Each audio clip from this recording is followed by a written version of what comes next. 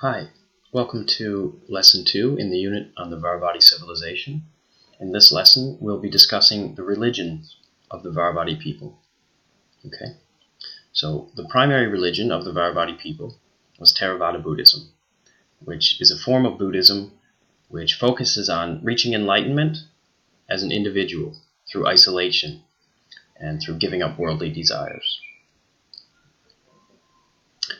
Buddhism arrived in the region around 400 BC through Indian traders who came to trade with the local people. Okay. 400 BC is about 1,000 years before the Dvaravati civilization ever started. So by the time the Dvaravati civilization began, Buddhism had been present in the region for a very long time, but it would become the primary or state religion of the Dvaravati people. So how did this religion become so important? How did it become the state religion of such a vast civilization covering such a great geographical range?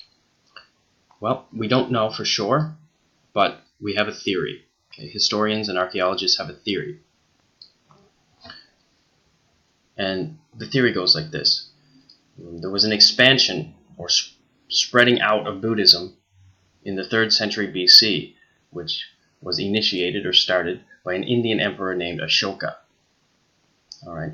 So in the 3rd century BC, Ashoka became the emperor or the king of India, and he adopted Buddhism as his own religion.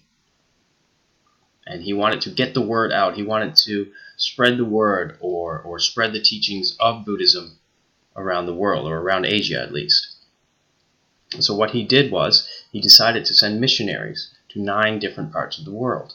Missionaries are people who are tasked with, or whose job is to spread a religion, okay, to go to different places and to teach about certain religions.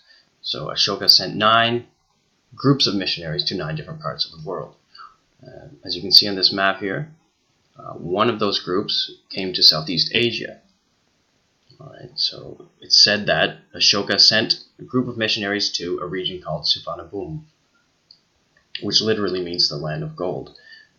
We don't know exactly where Suvarnabhumi is or was, but it was most likely located in central Thailand.